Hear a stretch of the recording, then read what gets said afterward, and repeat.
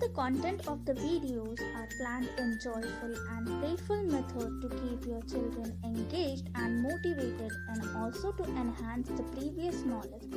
It is purely based on informal method. It does not suggest or force compulsory learning by the students. The fun-filled learning videos by teachers will help them stay active and refreshed. The school does not claim to test or assess the child based on this informal education.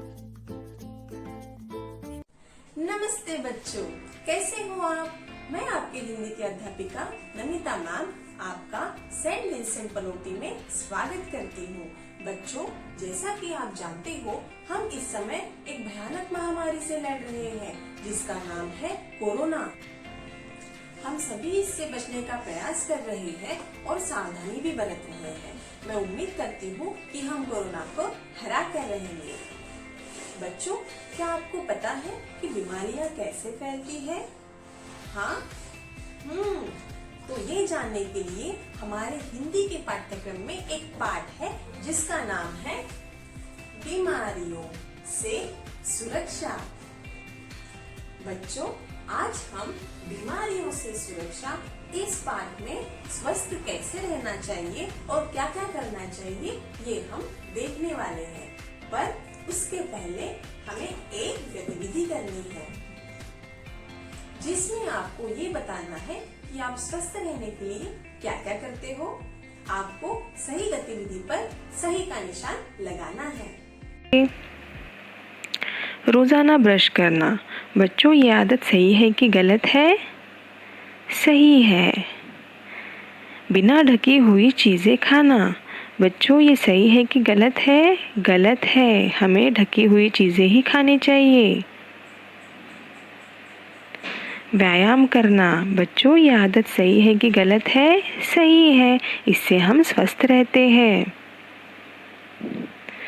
रोजाना फल खाना।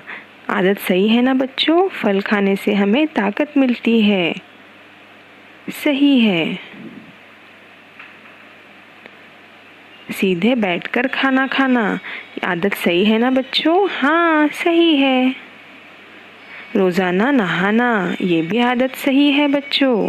इससे हम स्वस्थ रहते हैं। कचरा कूड़ेदान में न डालते हुए बाहर फेंकना, ये आदत गलत है ना बच्चों? हाँ, गलत। बाहर खेलना, बच्चों के साथ, अपने मित्रों के साथ बाहर खेलना, पढ़ाई भी करना और खेलना भी, तो आदत ये सही है ना बच्चों? हाँ, सही है। तो बच्चों, अभी हमने क्या जाना कि कौन सी आदतें सही है और कौन सी आदतें गलत है। आओ अब हम पाठ पढ़ते हैं।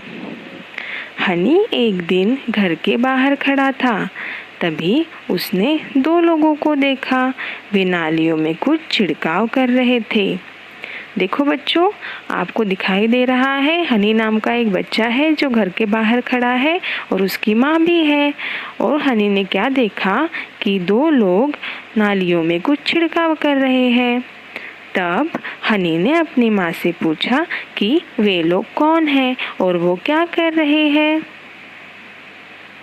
फिर हनी की माँ बाहर आई और उन लोगों को देखकर बोली, बेटा, ये दोनों स्वास्थ्य केंद्र कर्मचारी हैं।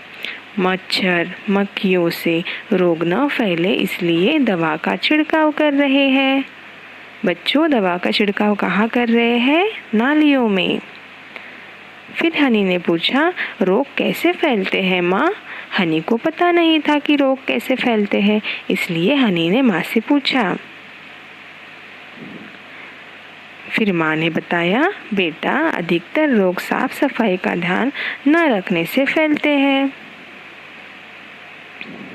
हनी ने पूछा, मतलब साफ सफाई का अगर ध्यान नहीं रखेंगे तो रोग कैसे फैलेंगे? हनी ने माँ से पूछा। फिर माँ ने बताया, बेटा, जैसे चूहों, मच्छरों और मक्खियों का घर में पनपना, बीमारियाँ फैलाने में चूहों, मच्छरों और मक्खियों का बहुत बड़ा हाथ होता है। इनको समाप्त करके हम बहुत सी बीमारियों से बच सकते हैं। हाँ बच्चों, चूहों, मच्छरों से और मक्खियों से घर में बीमारियाँ फैलती हैं। प्यारे बच्चों, मैं उम्मीद करती हूँ कि आपने इस प्रथम भाग में पाठ को अच्छी तरह से पढ़ा होगा। आओ अब कुछ नए शब्दों के अर्थ को समझने का प्रयास करते हैं। बीमारी यानी रोग, पनपना यानी वृद्धि होना, कर्मचारी यानी नौकर, भीतर यानी अंदर, अधिकतर यानी ज़्यादातर, समाप्त यानी अंत। धन्यवाद बच्चों।